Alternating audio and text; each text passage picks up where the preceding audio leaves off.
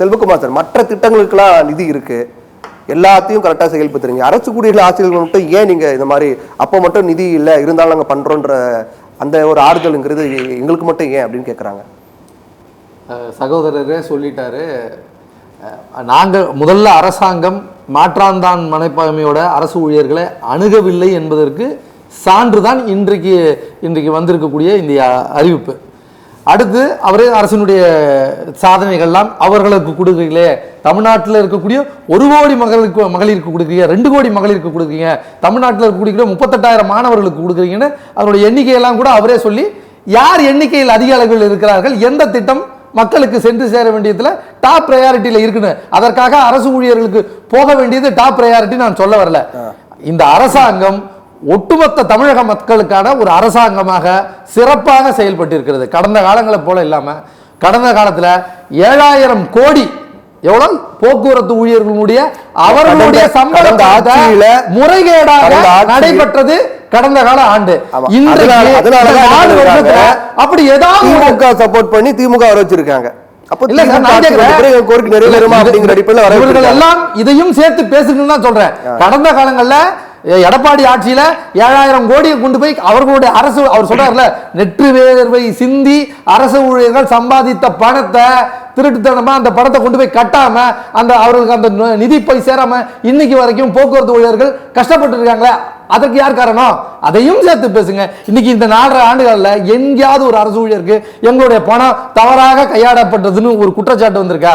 மக்களுக்கான அரசு, மக்களை மட்டுமே மனதில் கொண்டிருக்கிற அரசு அதற்காக எல்லா முயற்சியும் எடுக்குது.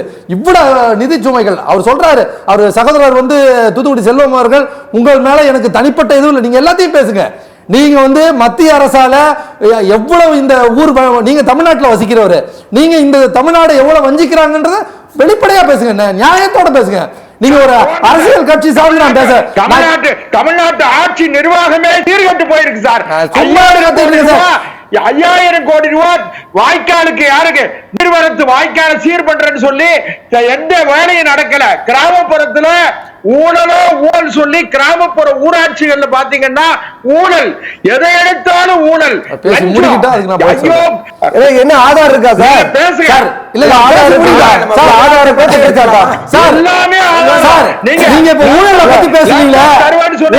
பாஜக அரசாங்கம் இன்னைக்கு உட்கார்ந்து இருக்கிறது அயோத்தியில நீங்க கட்டின ராமர் கோயில், அந்த ராமர் கோயில்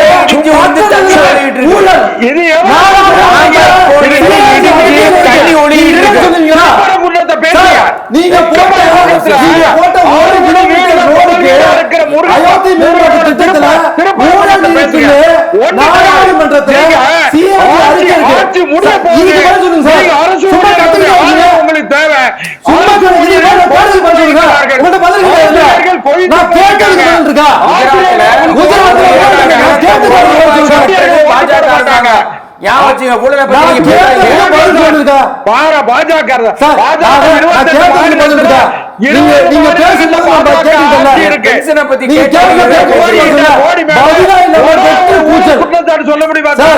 கேட்டதுக்கு பதில் சொல்லுங்க சார்.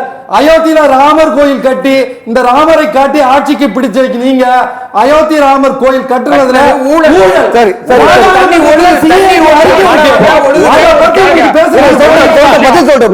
பத்தி திமுக பேச வேண்டாம். டாஸ்மாக்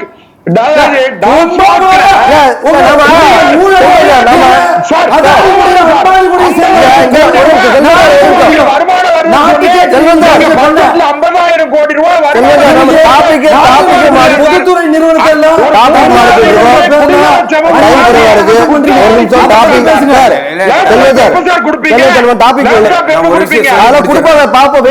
அதை விடுங்க, நீங்க டாபிக் உள்ள வர.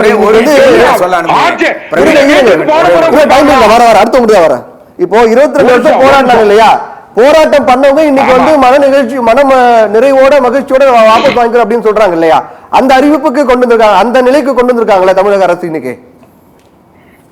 அருமை நண்பர் முருகனே ஒத்துக்கிட்டார்ல, காவடி தூக்குகிறவர்கள் அப்படின்னு சொல்லிட்டு அவர் ரொம்ப லாகமா வாபஸ் வாங்கிட்டாரு. சொன்னது பதிவுல இருக்கு.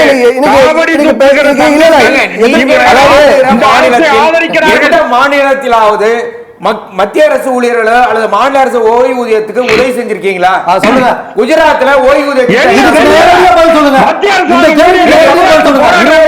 1,65,000 மத்திய அரசு ஊழியர்கள் சார், அவங்க பாஜக ஆளக்கூடிய மாநிலங்களை கேட்கிறாங்க. ஒன்றும் கிடையாது சார். பாஜக ஆளக்கூடிய மாநிலங்கள்ல இருக்கான்னு கேட்கிறாங்க.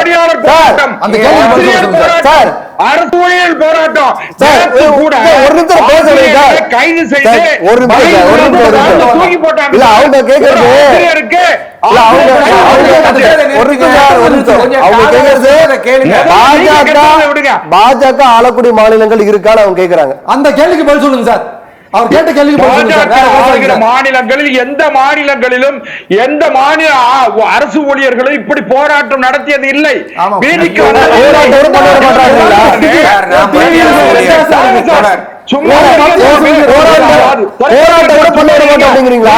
சார், இன்னைக்கு நீங்க நாலு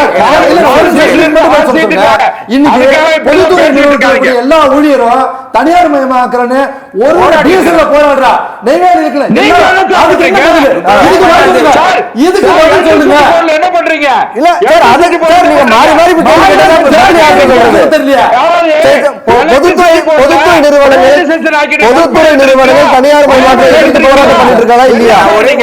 தனியார் மயத்தை சரி, சரி, சரி, ஓகே. சரி, சரி.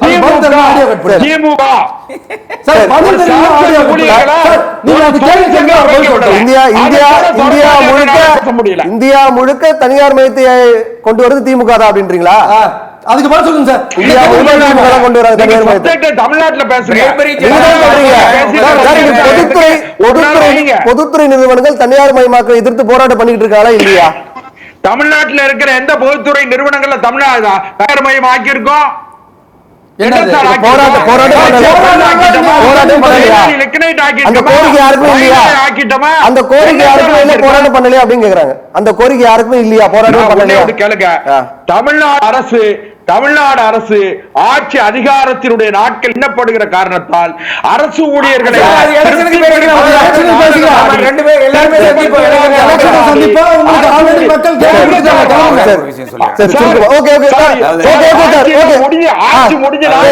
ஆட்சி முடிஞ்சாச்சு, வீட்டுக்கு போக வேண்டிய நேரம் வந்துச்சு.